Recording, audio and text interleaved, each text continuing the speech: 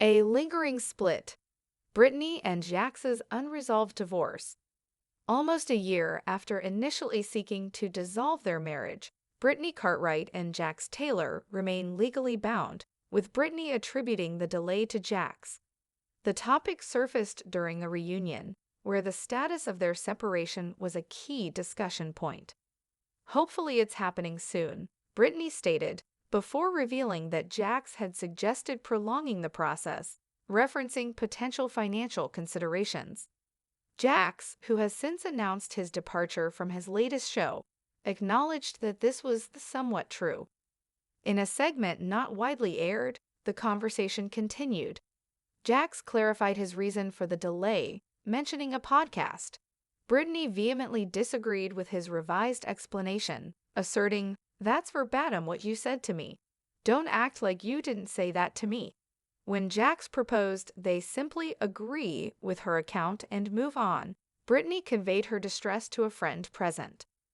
Custody and co-parenting. An update on son Cruz. Emphasizing that their separation is not yet finalized, Brittany shared that she currently has primary care of their 4-year-old son, Cruz. "But whenever the separation is final, I'm going to allow him to have him every Wednesday and every other weekend," she explained, adding that she would also permit him to watch Cruz for personal appointments. Jax confirmed his agreement with this arrangement, noting that Cruz has spent time at his new residence. "She allows me to see him now," he elaborated. "It took some time, which I totally understand. I don't want to uproot my son from his house." This last remark agitated Brittany, who recalled having to relocate multiple times while Cruz was undergoing a health evaluation due to Jax's insistence on remaining in their shared home post-split. "Knowing that he needs stability, your ego was so big that you made me and Cruz move out," she contended. "And then you didn't pay the mortgage for 7 months." Jax admitted to neglecting both mortgage and vehicle payments, stating, "I didn't pay anything. I just let it all go, and I was like, I'm done." When will the separation be finalized? Following the reunion filming, Jax indicated on a television appearance that he and Brittany planned to finalize their separation on July 21, 2025. However, Brittany, appearing on the same show the day after that date, updated viewers that the process was still incomplete because both parties didn't send in all of their stuff at the right time. She affirmed, "October 15 is the new date, and it's gonna happen." Brittany also provided an update on her current relationship with Jax, describing it as horrible with no trust whatsoever.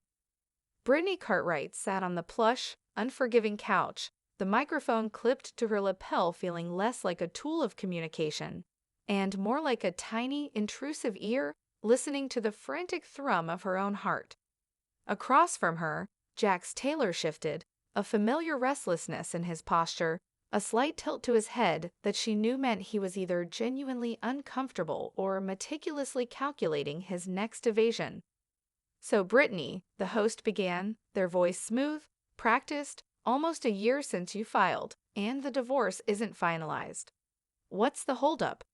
A collective intake of breath seemed to ripple through the room, though it was likely just her imagination. This was it. The question she'd been dreading, yet also, in a strange, masochistic way, longed to confront.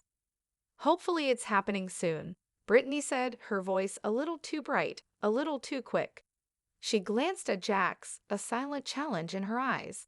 He met her gaze briefly, then looked away. "But it's been delayed." Jax suggested prolonging the process. The words hung in the air, heavy with implication. She didn't need to elaborate on the why. Everyone knew. Financial considerations. Always financial considerations. Jax cleared his throat, a sound that grated on her nerves like sandpaper. "That's somewhat true," he mumbled, his eyes scanning the floor. The admission, however grudging, was a small victory, a tiny crack in the wall of his usual denial. But it was fleeting. He had already announced his departure from his latest show, a move that only added another layer of uncertainty to their already precarious situation. The cameras paused for a commercial break, but the conversation, raw and unedited, continued. This was the part the audience wouldn't see, the messy, unvarnished truth that often got swept under the rug for primetime consumption. "You said it was about money, Jax," Brittany pressed, her voice dropping, losing its public-facing polish. "You said it would be better for you financially to wait." Jack sighed, running a hand through his hair. "Look, I was just thinking about the podcast, okay? Like, it's a whole thing with the podcast and the timing." Brittany's jaw tightened. The familiar knot of frustration coiled in her stomach. This was his trick, the sleight of hand she knew so well. A new explanation, conjured from thin air, designed to deflect and confuse. "That's verbatim what you said to me." She cut him off, her voice rising, a tremor of genuine anger now evident. "Don't act like you didn't say that to me." The words were a desperate plea for him to acknowledge the truth, to stop rewriting their shared history. He threw his hands up, a gesture of exasperated surrender that felt more like dismissal. "Can we just agree with your account and move on?" The casualness of his suggestion hit her like a physical blow. Agree with her account. As if her truth was merely one interpretation among many, a negotiable point in a trivial debate. She felt a hot flush creep up her neck. Her friend, sitting beside her, reached out and squeezed her arm, a silent acknowledgement of her distress. Brittany leaned into the touch, a lifeline in the swirling chaos of his indifference. How could he be so flippant about something that had torn her life apart? The conversation shifted, inevitably, to Cruz. Their son. The one pure, undeniable bond that still tied them together. He was 4 now, a bright, energetic boy who deserved stability, a calm harbor in the storm of his parents' fractured relationship. "The separation isn't final yet," Brittany explained, her voice softening as she spoke of Cruz. "But I have primary care of him right now." She took a deep breath, steeling herself for the next revelation. "Whenever the separation is final, I'm going to allow him to have him every Wednesday and every other weekend." A pause. "And I'll also permit him to watch Cruz for personal appointments." It sounded so formal, so clinical, a custody agreement laid bare for public scrutiny. But it was her attempt to create order, to carve out a predictable future for her son. Jax nodded, almost imperceptibly. "I agree with that arrangement," he confirmed, his tone surprisingly even. "Cruz has spent time at my new residence." He paused, then added, "She allows me to see him now. It took some time, which I totally understand. I don't want to uproot my son from his house." The last remark, delivered with a practiced air of paternal concern, struck Brittany like a discordant note in a carefully composed melody. Uproot my son from his house. The words echoed in her mind, twisting into a cruel mockery of their recent past. "Knowing that he needs stability." Brittany began, her voice tight with suppressed emotion. "Your ego was so big that you made me and Cruz move out." The memory was vivid, sharp-edged.